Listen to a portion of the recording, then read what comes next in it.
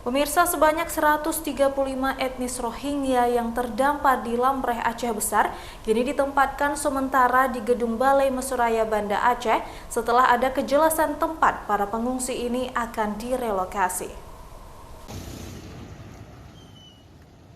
Beginilah kondisi para manusia perahu di ruang parkir Balai Mesuraya Kecamatan Kuta Alam Banda Aceh. Para pengungsi ini mulai terlihat lemas setelah bolak-balik dan ditolak warga. Bahkan satu dari mereka sempat dirawat tim medis karena mengalami sesak. Menurut keterangan petugas keamanan Balai Mesuraya, mereka tiba di gedung ini Minggu sore. Karena kondisi hujan, pengungsi ini dipindahkan ke lantai bawah atau basement. Karena malah dibantu sama orang polisi, Satpol PP, dari orang Polsek, dari Polres. Udah ada arahan nggak, Pak? Mau dibawa kemana? Nah, itu kita kurang tahu. Kemana arahnya kita kurang tahu. Ada penugasan untuk menjaga mereka? Untuk menjaga mereka. Untuk lokasi penempatan selanjutnya, pemerintah daerah dan UNHCR sedang mencarikan lokasi yang tepat dan jauh dari pemukiman warga.